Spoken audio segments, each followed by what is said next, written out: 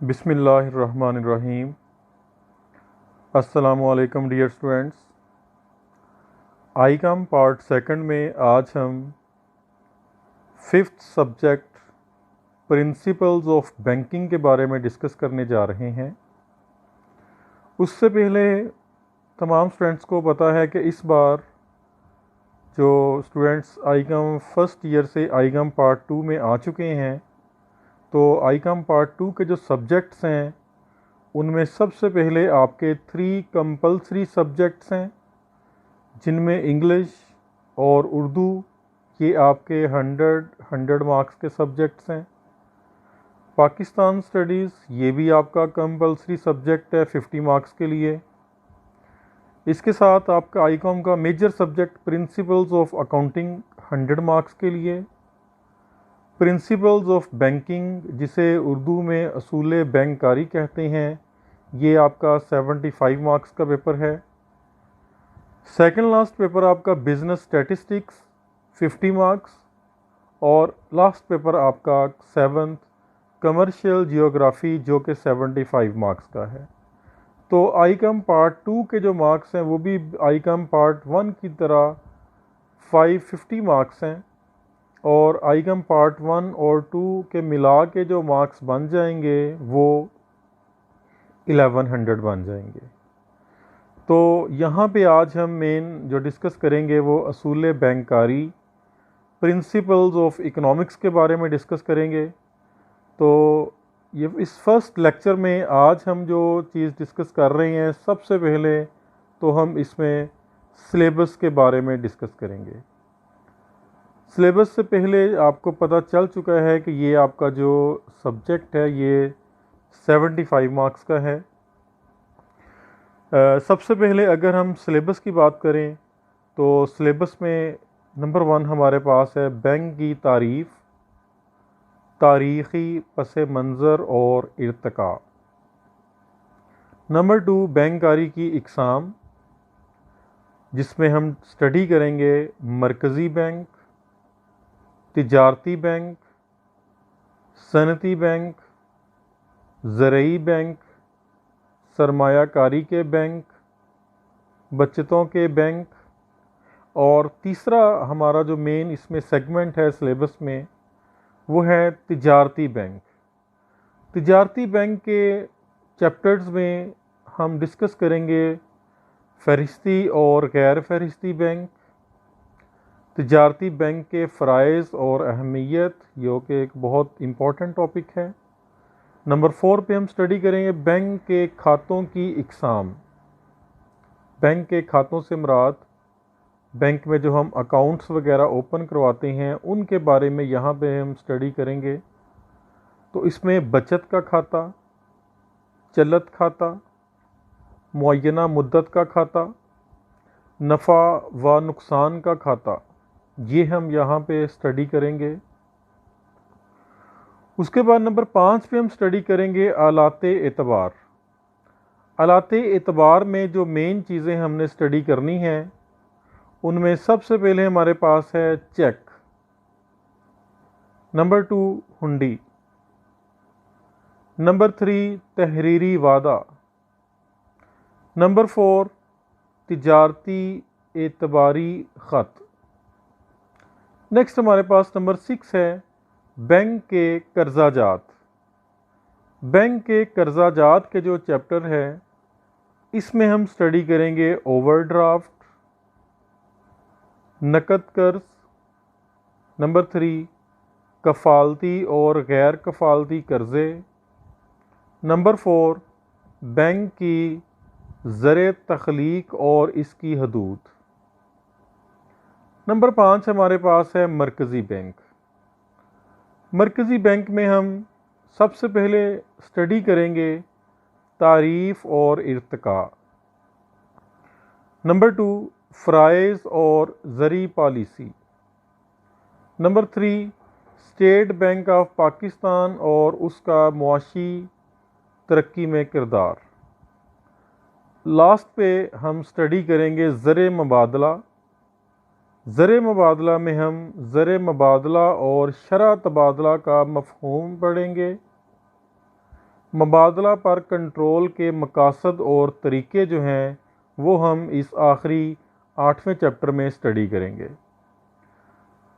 तो dear students, ये आपके सामने आईकॉम सेकंड ईयर में असूल बैंककारी का सिलेबस है। तो इसमें आप स्टूडेंट्स को ये पता होना चाहिए कि आईकॉम पार्ट 1 में आपका जो सब्जेक्ट था असूल मुआशियात, ये आपका जो सब्जेक्ट था असूल तिजारत। रिपीट कर रहा हूँ, आईकॉम फर्स्ट ईयर में आपका जो सब्जेक्ट था असूल तिजारत, उसकी जगह पे आप आईकॉम सेकंड ईयर में असूल बैंककारी का ये वाला जो सब्जेक्ट है वो स्टडी करेंगे। तो स्टूडेंट्स, ये सारी की सारी कोर्स आउटलाइन आपके सामने हैं। इस सब्जेक्ट के जो ऑब्जेक्टिव्स हैं कि ये सब्जेक्ट आपको आईकॉम में क्यों पढ़ाया जाता है, उसमें आप स्टूडेंट्स को पता है कि किसी भी मुल्क की जो तरक्की है वो उस मुल्क के निज़ाम बैंककारी के बग़ैर नामुमकिन है।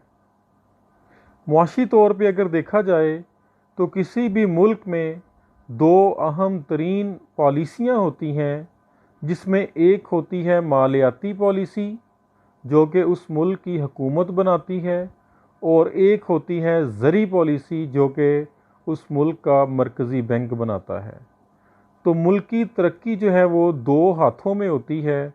एक हाथ उसमें जो है वो स्टेट बैंक, किसी भी मुल्क का ज़रई बैंक जो बैंक दौलत पाकिस्तान है, मरकज़ी बैंक है, स्टेट बैंक ऑफ पाकिस्तान है जैसा कि पाकिस्तान में, और दूसरा हाथ जो है वो ज़री पॉलिसी से पहले हमने जो बात की है मालियाती पॉलिसी। तो एक मुल्क में जितने भी मुआशी मकासद हैं, कारोबारी मकासद हैं, उनको उनके हसूल के लिए ज़री पॉलिसी यानी कि मरकज़ी बैंक, दूसरी जानब मालियाती पॉलिसी यानी कि हुकूमत, इन दोनों का होना किसी भी मुल्क की तरक्की के लिए बहुत ही ज़्यादा ज़रूरी है। तो इस सब्जेक्ट का बुनियादी जो मकसद है वो आपको निज़ाम बैंककारी के मुतल्लिक़ जो अहम तसव्वुरात हैं उनके बारे में आपको वाज़े करना, उन कॉन्सेप्ट से आपकी जानकारी करवाना, उन कॉन्सेप्ट्स को आपके लिए क्लियर करवाना, ताकि बाद में आप स्टूडेंट्स अमली ज़िंदगी में जब अपना एक किरदार अदा करेंगे पाकिस्तान की तरक्की में, पाकिस्तान की कारोबारी और मुआशी ज़िंदगी में, पाकिस्तान के जो भी निज़ाम बैंककारी है, मुआशी निज़ाम है, उन तमाम निज़ामों के लिए बैंकिंग का जो सिस्टम है, निज़ाम बैंककारी जो है, इसकी अहमियत से इनकार नहीं किया जा सकता। और निज़ाम बैंककारी को समझने के लिए ये सारे का सारा जो सिलेबस आपको नज़र आ रहा है ये इंतहाई अहम है। कोई भी स्टूडेंट निज़ाम बैंककारी को समझने के लिए इन कॉन्सेप्ट्स को जब तक नहीं पढ़ेगा, उसको पाकिस्तान का जो निज़ाम बैंककारी है उसको समझना मुश्किल होगा। और अगर कोई स्टूडेंट निज़ाम बैंककारी को नहीं समझ सकेगा तो मौजूदा दौर में ये निज़ाम बैंककारी के बग़ैर ज़िंदगी बसर करना ये तकरीबन नामुमकिन है, क्योंकि हर शख्स का बैंक के साथ लिंक रहता है।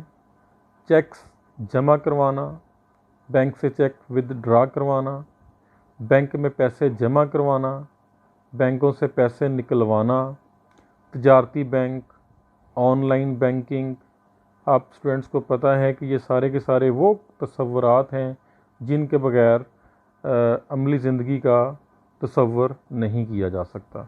तो ये इस कोर्स के ऑब्जेक्टिव्स थे कि आपको पता चले कि किसी भी मुल्क में बैंकों की इक़साम क्या हैं, बैंक कैसे मार्ज़ वजूद में आए, बैंकों की इक़साम के साथ साथ तजारती बैंक, इसके साथ बैंक के अकाउंट्स, बैंकों के खाते, आलाते एतबार, बैंक के कर्ज़ाजात, मरकज़ी बैंक, और आखिर पे ज़र मुबादला के जो टॉपिक्स हैं वो हमारे इस सब्जेक्ट में शामिल होंगे।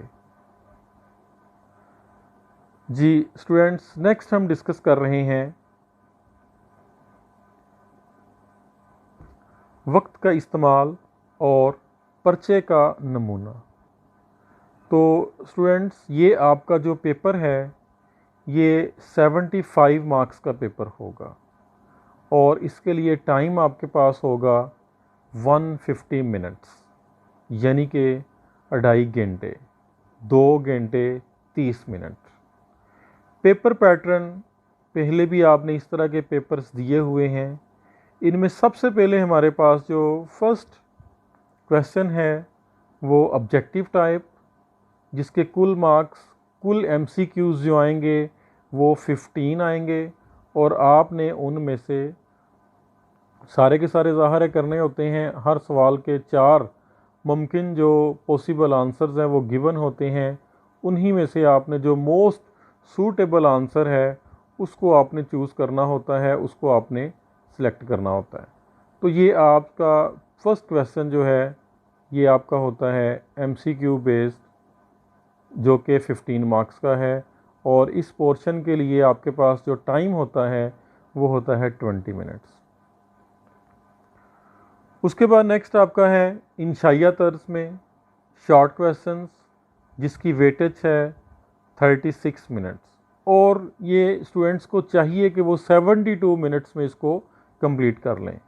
इसमें 3 सवाल होते हैं, जिसमें आपका question number 2, question number 3 and question number 4। हर एक सवाल के 12 मार्क्स हैं, तो 36 मार्क्स की आपके शॉर्ट क्वेश्चंस हैं, जो कि आपके पेपर के तकरीबन 50% है। तो इसमें हर एक सवाल में आपको 9 जो अज्जा हैं, जुज़्व हैं, वो दिए जाएंगे। उनमें से आपने किसी 6 के जवाबात देने होंगे। तो इस तरह से क्वेश्चन नंबर 2, 3, 4 में आपको 27 शॉर्ट क्वेश्चंस गिवन होंगे और इंडिविजुअली आपने हर एक में 6 के जवाबात देने होंगे। टू दी पॉइंट, बेहतरीन, जामे और मुख्तसर जवाब आपने देना होगा। कोई एग्जाम्पल वगैरह की ज़रूरत पड़े तो वो भी आप ज़रूर यहाँ पे लिखेंगे। कोई फार्मूला अगर पूछा जाए तो वो भी लिखा जाएगा। उसके बाद लास्ट पोर्शन हमारे पास है जिसकी वेटेज 24 मार्क्स हैं, इंशाइया तर्ज, तवील सवालात। इसके लिए आपने कोशिश करनी है कि टाइम जो है वो 58 मिनट, यानी कि 50 मिनट में राउंड अबाउट आप इसको कवर करने की कोशिश करेंगे। पेपर में आपको 5 लॉन्ग क्वेश्चंस गिवन होंगे, जिसमें आपके पास क्वेश्चन नंबर 5, 6, 7, 8 एंड 9। तो ये आपके 5 लॉन्ग क्वेश्चंस गिवन होंगे, जिनमें से आपने कोई से 3 जो लॉन्ग क्वेश्चंस हैं उनको आंसर करना है। तो ये आपका 24 नंबर का इस तरह से आपका जो पोर्शन है लॉन्ग क्वेश्चंस का, ये उसके ऊपर मुश्तमिल है। तो स्टूडेंट्स, ये आपके सामने है सारी की सारी सूरत हाल। पेपर आपने 75 मार्क्स का अटेम्प्ट करना है, लेकिन आपके लिए जो पेपर अवेलेबल होता है वो 109 मार्क्स का अवेलेबल होता है, यानी कि इसमें ऑप्शंस होते हैं। टोटल जो आपका पेपर है वो 109 नंबर्स का है, लेकिन आपने उन्हीं में से ऑप्शंस लेते हुए, सिलेक्शन करते हुए 75 मार्क्स का पेपर आपने हल करना है। तो अक्सर जो स्टूडेंट्स हैं वो 70+ मार्क्स, और बहुत सारे जो स्टूडेंट्स जो हैं इंटेलिजेंट स्टूडेंट्स हैं वो 75 मार्क्स ले लेते हैं। 15 मार्क्स वो एमसीक्यूज़ में ले लेते हैं, 36 मार्क्स शॉर्ट क्वेश्चंस में, और लॉन्ग क्वेश्चंस में हर सवाल में 8 नंबर लेना ये निस्बतन ज़रा मुश्किल होता है। इसके लिए आपको ज़्यादा एफ़र्ट करना पड़ेगी। हर सवाल की कोई 10-12 जो हेडिंग्स हैं वो आपको देना होंगी, और बेहतरीन अंदाज में प्रेजेंटेशन के साथ आपको ये लॉन्ग क्वेश्चन जो है वो अटेम्प्ट करना होंगे। उसके बाद हम बात कर रहे हैं, आपको स्टूडेंट्स को पता ही है कि हर तालिब इल्म को एक जवाबी कॉपी दी जाएगी, कोई एक्स्ट्रा शीट नहीं दी जाएगी, उसके ऊपर मार्जिन लाइन नहीं लगा हुआ होगा। इस शीट के कुल 32 सफ़े होंगे, तो आपने इन्हीं पेजेस के ऊपर पेपर कंप्लीट करने की कोशिश करनी है। तो यहाँ तक जो हमने बात की है उसमें सबसे पहले देखें हमने बात की है आपके सब्जेक्ट्स की।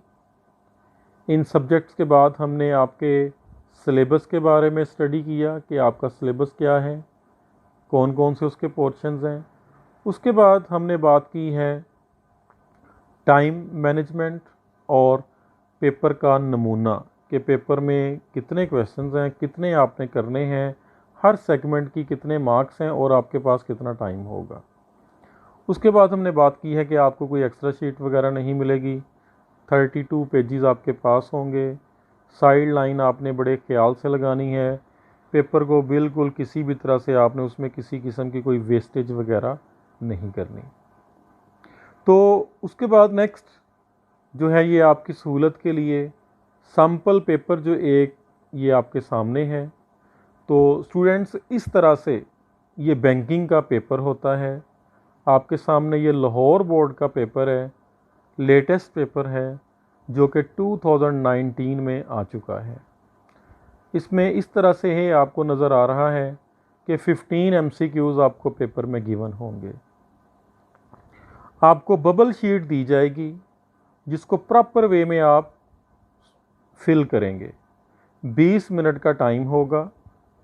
हर एक MCQ को आप 1 मिनट का टाइम देंगे। एक नंबर का एक MCQ है, 1 ही मिनट आप देंगे। तो 20 मिनट का ये पोर्शन है। 5 मिनट जो आपने हैं वो स्टार्ट पे बड़े एहतियात से ख्याल से अपना रोल नंबर लिखना है, पेपर कोड लिखना है, डेट वगैरह, सिग्नेचर वगैरह, जो भी एग्ज़ामिनेशन डिपार्टमेंट की तरफ से आपके रेलेवेंट बोर्ड की तरफ से जो भी रिक्वायरमेंट्स आपसे रिक्वायर की जा रही हैं उनको आपने फुलफ़िल करना है। तो फर्स्ट पोर्शन ये सैम्पल पेपर आपके सामने है। आपको अंदाज़ा हो जाए कि 15 मार्क्स का किस तरह से पेपर आता है और कौन कौन से इसके इम्पोर्टेंट पार्ट्स हो सकते हैं। तो ये आपका कुल नंबर 15 है, हिस्सा मारूज़ी है। 20 मिनट इसका आपके पास टाइम होगा। असूल बैंकारी इंटरमीडिएट पार्ट 2 का जो पेपर है वो हम यहाँ पे डिस्कस कर रहे हैं। जी नेक्स्ट हम बढ़ रहे हैं आपके जो रिमेनिंग पोर्शन है। इस रिमेनिंग पोर्शन की अगर हम बात करें तो इसमें आप स्टूडेंट्स के पास 15 मार्क्स के बाद जो है वो 60 मार्क्स का जो पेपर है वो अब आपके पास बाकी बच चुका है। इस 60 मार्क्स के पेपर के 2 पार्ट्स हैं। सबसे पहले पार्ट 1 हिस्सा अव्वल का जिसको हम नाम दे रहे हैं। हिस्सा अव्वल में 3 सवाल हैं जो कि पहले मैं आपको बता चुका हूँ। सवाल नंबर 2, 3 और 4। तीनों सवालात एक ही नेचर के हैं, बराबर इनकी वेटेज है। 12 मार्क्स हर सवाल के हैं। तो क्वेश्चन नंबर 2 में आपको 9 इसके जो पार्ट्स हैं वो गिवन हैं, 9 क्वेश्चंस गिवन हैं और आपने इनमें से कोई से 6 जो सवाल हैं उनको आपने आंसर करना है। इसी तरह बिल्कुल क्वेश्चन नंबर 3 है और क्वेश्चन नंबर 4 है। तो स्टूडेंट्स ये शॉर्ट क्वेश्चंस का जो सेगमेंट है आपके पूरे सब्जेक्ट में सबसे ज़्यादा जो वेटेज और इम्पोर्टेंस है वो आपके शॉर्ट क्वेश्चंस के इस सेगमेंट की है, क्योंकि शॉर्ट क्वेश्चंस की जो पेपर में वेटेज है वो 36 मार्क्स हैं जो कि आपके पेपर का राउंड अबाउट 50% बनता है। अगली बात ये है जब स्टूडेंट्स को पूरे सिलेबस के पूरी किताब के शॉर्ट क्वेश्चंस याद हो जाते हैं तो इन्हीं शॉर्ट क्वेश्चंस में से जो बच्चे हैं आप स्टूडेंट्स जो हैं वो 15 मार्क्स के MCQs भी कवर कर लेते हैं। रिपीट कर रहा हूँ, पूरी किताब के जब आप शॉर्ट क्वेश्चंस याद करते हैं तो 36 मार्क्स के आप शॉर्ट क्वेश्चंस भी कवर करते हैं अपने पेपर के और इन्हीं शॉर्ट क्वेश्चंस की मदद से आप 15 नंबर के जो आपके MCQs हैं वो भी आप इस पोजीशन में होते हैं कि आप उनको भी अच्छी तरह से कवर कर सकें। ना सिर्फ MCQs, बाद में अगर आप देखें लॉन्ग क्वेश्चंस की बात करें तो इन्हीं शॉर्ट क्वेश्चंस को जोड़ के यानी कि चंद एक शॉर्ट क्वेश्चंस का जो मजमूआ होता है, 4, 6, 8, 10 जो शॉर्ट क्वेश्चंस हैं, उनको जोड़ के उनके मजमूए की मदद से हम एक लॉन्ग क्वेश्चन डेवलप कर सकते हैं। यानी कि आपका पूरा जो पेपर है वो शॉर्ट क्वेश्चंस के गिर्द घूम रहा है। तो इंशाइया तर्ज का जो पेपर आपके सामने है, 60 मार्क्स हैं इसके। टाइम आपके पास है 2 घंटे 10 मिनट। इसमें आपने क्वेश्चन नंबर 2, 3, 4 शॉर्ट क्वेश्चंस हैं, ये करने हैं। उसके बाद लास्ट पोर्शन आपके पास है हिस्सा दोम। इसमें आपके पास 5 लॉन्ग क्वेश्चंस आएंगे। इस पेपर में, ये जो पेपर आपको नज़र आ रहा है, एक क्वेश्चन मिसप्रिंट है। तो इसमें आपको 4 लॉन्ग क्वेश्चंस गिवन हैं, लेकिन आपको ये बात क्लियर कर रहा हूँ, आपको एनुअल पेपर में 5 लॉन्ग सवाल आते हैं, 5 लॉन्ग क्वेश्चंस गिवन होंगे। उनमें से कोई से 3 जो लॉन्ग क्वेश्चंस हैं वो आपने अटेम्प्ट करने होंगे। 15 मार्क्स MCQs में लेना मुश्किल नहीं है।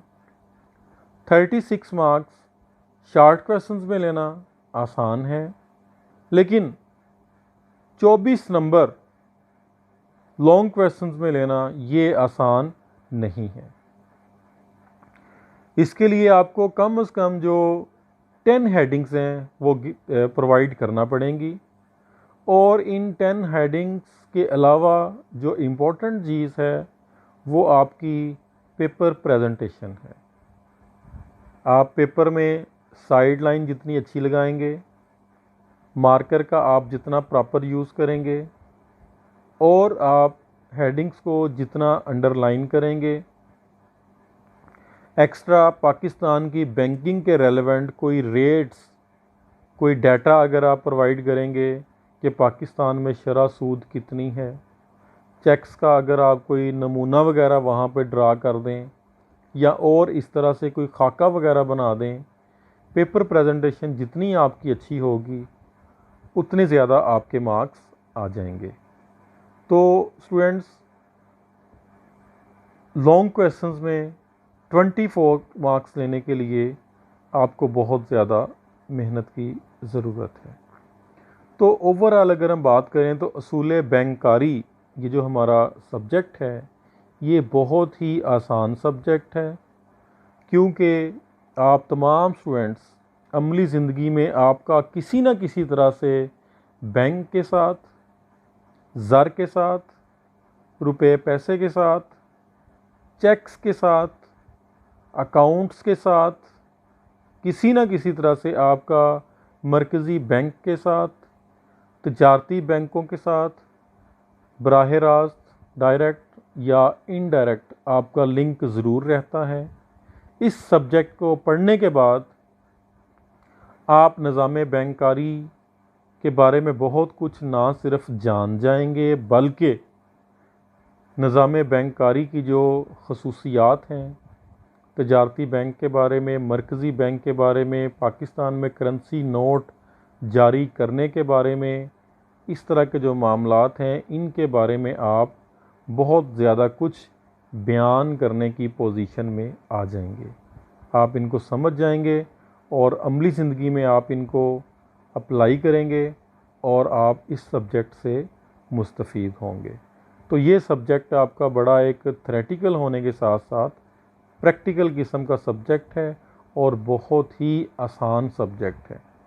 आप इन क्वेश्चंस को पढ़ेंगे, ये आपको याद हो जाएंगे। टू दी पॉइंट चीज़ें हैं, बैंकिंग से आप ऑलरेडी वाकिफ़ हैं, इसमें आपने उस प्रैक्टिकल बैंकिंग को थ्योरेटिकली पढ़ना है, और थ्योरेटिकली पढ़ने के बाद आपने फिर उसको एक मौसर अंदाज में, एक अच्छे अंदाज में आपने बैंकिंग सिस्टम को प्रैक्टिकल लाइफ में समझना है, और इन तसव्वुरात को आपने वहाँ पे अप्लाई करना है। तो ये आपके सामने मैं फिर से रिपीट कर रहा हूँ। सबसे पहले हमने बात की है सब्जेक्ट्स की, सब्जेक्ट्स के बाद हमने बात की है सिलेबस की, सिलेबस के बाद हमने पेपर में time management, marks, division of subject questions, answer sheets के बारे में स्टडी किया। उसके बाद आपकी सहूलत के लिए आपको पेपर भी दिखा दिया गया है कि किस तरह से आपके 15 MCQs आते हैं, किस तरह से आपके 36 शॉर्ट क्वेश्चंस 36 मार्क्स के आते हैं और किस तरह से आपके 5 लॉन्ग क्वेश्चंस आते हैं। इसके अलावा आप स्टूडेंट्स के जहन में किसी किस्म का कोई भी क्वेश्चन हो तो वो आप, ये फ़ोन नंबर आपको नज़र आ रहा है, इससे भी आप गाइडलाइन ले सकते हैं। किसी किस्म का मसला है तो as a class teacher, subject teacher जो है, इस सब्जेक्ट में, इस सिलेबस में आज की इस डिस्कशन के बारे में कोई कन्फ्यूजन है, किसी चीज़ को रिपीट करने की ज़रूरत है, तो मैं अवेलेबल हूँ। नंबर आपके सामने है। इसके अलावा जैसे भी आप चाहें, जैसे इजी हो आपके लिए, आप कांटेक्ट कर सकते हैं। तो ये आपका सिलेबस है। इसको इंशाल्लाह आज हमने कोई प्रॉपर जो क्वेश्चन है वो स्टडी नहीं किया, डिस्कस नहीं किया। आज हमने सब्जेक्ट का जो टॉपिक है, जो इंट्रोडक्शन है, तारुफ है, वो हमने डिस्कस किया है, जो कि आपके लिए बड़ा ज़रूरी था इस सब्जेक्ट को अंडरस्टैंड करने के लिए। तो इस लेक्चर को आप रिवाइज़ कीजिए, इसको समझिए, और अगर किसी किस्म की कोई कन्फ्यूजन है तो इंशाल्लाह नेक्स्ट लेक्चर में उसको हम डिस्कस करेंगे, या आप इस फ़ोन नंबर पे बराह रास्त रब्ता कर सकते हैं। तो अल्लाह हाफ़िज़।